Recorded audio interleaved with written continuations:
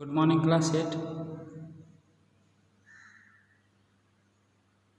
What you are seeing on the board, the chapter of 3, the chapter 3 of history, expansion of European power in India. This is the revision clip of this chapter. यह chapter आपका पिछले clip में finish हो चुका था और मैं इसे रिवाइज करने जा रहा हूँ। रिवाइज आपको क्या क्या करना है आप ज़रा वो भी देख लीजिए पहले एक बार कंबाइन रूप में।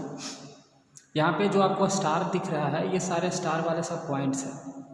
जैसे पहला expansion of British empire in India, इसी तरह से दूसरा relations of English with Mysore, तीसरा a struggle with Marathas and fourth causes of the failure of Marathas. इसी तरह से अगला पॉइंट आपका इस चैप्टर का है annexation of Punjab, annexation of Sindh and last causes of the defeat of the Indian states.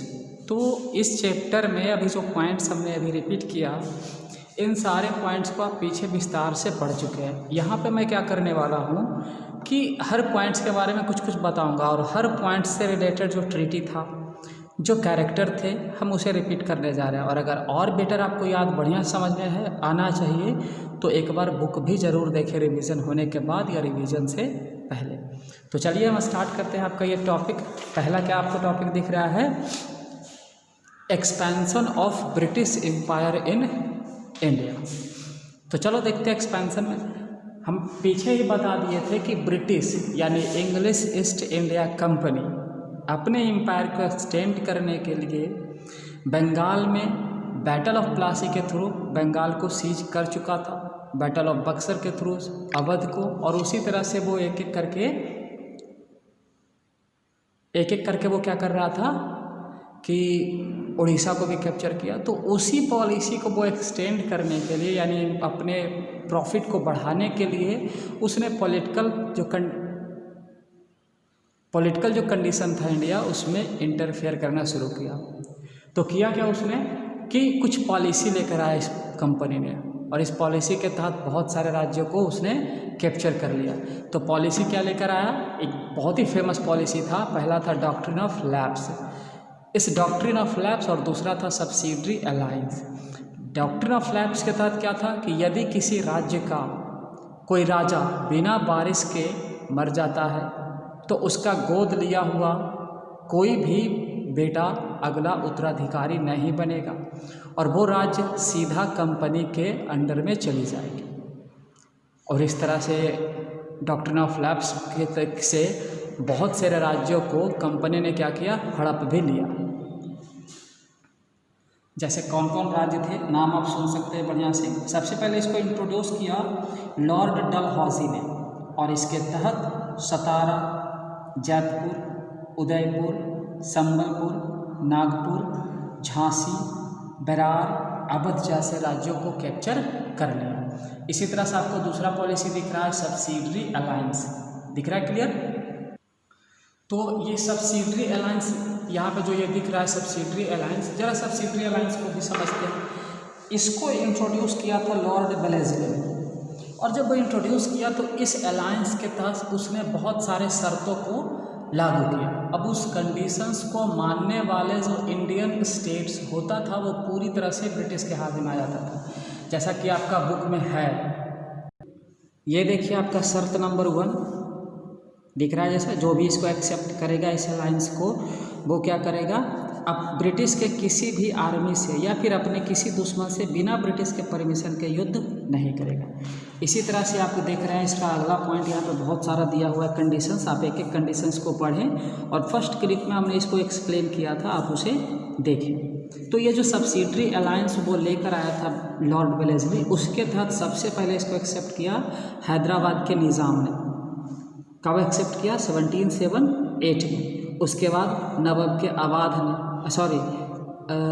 Awadh के नवाब ने, फिर पेशवा बाजीराव सेकंड ने किया, ये सब एक एक करके किए और उसी के तहत उसके बाद धीरे धीरे जो भी राज्य था इसको एक्सेप्ट करना शुरू किए। लेकिन बहुत सारे ऐसे राज्य थे जो इस यानी सब्सिडरी अलायंस को एक्सेप्ट करने से मना किए, जिसके वजह से company British east India company और उन राज्यों के बीच में फाइट हुआ। तो उन राज्यों में कौन कौन सा राज्य आता है? तो उन राज्यों में सबसे पहला नाम आता है मैसूर का, जो यहाँ आपको दिख रहा है। मैसूर के बाद मराठास का, इसी तरह से अगला आपका क्या है, ये देख रहे हैं पंजाब का। तो चलिए देखते हैं मैसूर के थोड़े से केस, क्या क्या मैसूर में हुआ था। मैसूर का जो राजा था 1761 में बना था हैदर अली।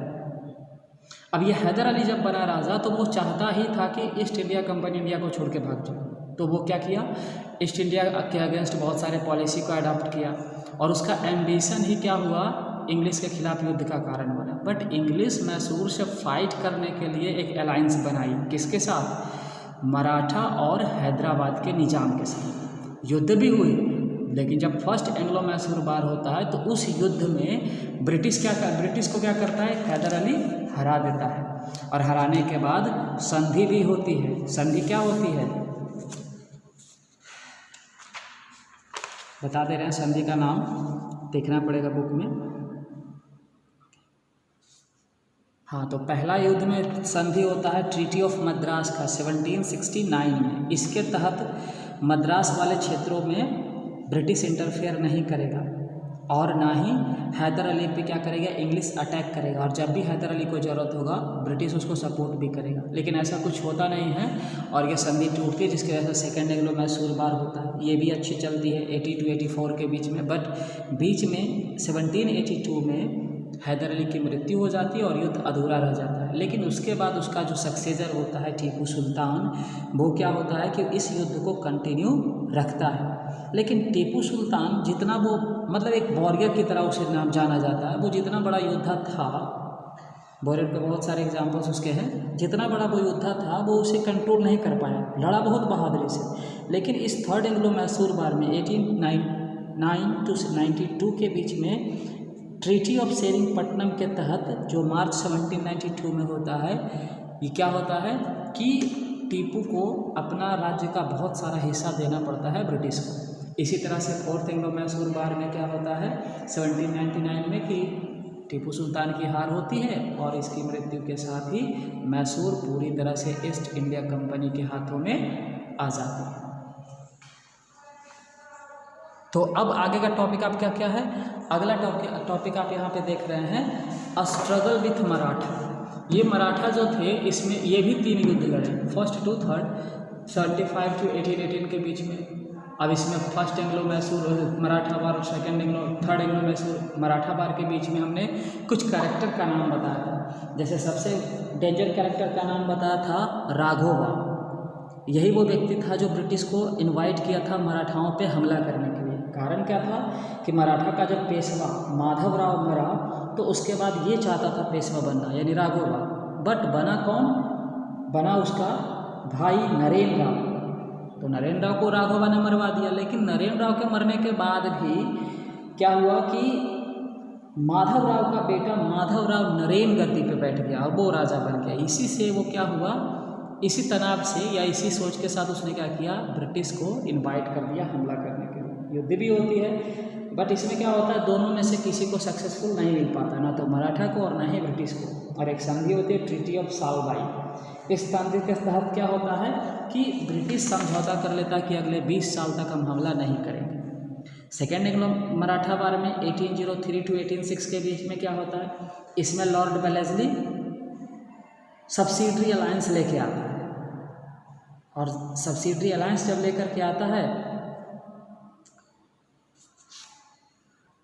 और मराठाओं को एक्सेप्ट करने की बात करता है, बस मराठा करते नहीं है तो युद्ध होता है फिर से सेकेंड एंग्लो मराठा वार। और इसमें भी संधि होती है एक ट्रीटी ऑफ सालबाई। इसी तरह से थर्ड एंग्लो मराठा वार में क्या होता है, सारे मराठा यूनाइट होकर कोशिश करते हैं लड़ने का, बट वहाँ पे क्या होता है, वहाँ भी इनको सफलता नहीं मिल पाती है। और 1818 में पूरी तरह से मराठाओं को ईस्ट इंडिया कंपनी में मिला ली जाती है। कारण क्या होता है फेलियर होने का, बहुत सारे कारण थे। कारण आप देख लीजिए, तो यहाँ पे आप कारण देख रहे हैं, टोटल 8 काउस है। इसमें मैंने बताया था कि चीफ सेल्फिश होता था, लोगों का सपोर्ट नहीं था, या एफिशिएंट एडमिनिस्ट्रेशन नहीं था, बहुत सारी चीज़ें थी। इसी वजह से ये मराठा क्या हुए, हारे। अब यहाँ पे देख रहे हैं आप अगला टॉपिक एनेक्सेशन ऑफ पंजाब। इसमें हम एक कैरेक्टर बताए थे, महाराजा रंजीत सिंह। जब तक ये व्यक्ति जीवित था 1839 तक, इसकी मृत्यु 1839 में हुई, जब तक ये जीवित था ब्रिटिश से समझौता करके सिख को बचा के रखा था। पंजाब वाले क्षेत्र को ईस्ट इंडिया कंपनी से सेपरेट करके रखा था। बहुत सारे शर्तें थी, सिंध को हमला करने से रोकना है, होलकर को सपोर्ट नहीं किया, जमाल शाह को रोक रखा, मतलब बहुत सारे इसने काम किए।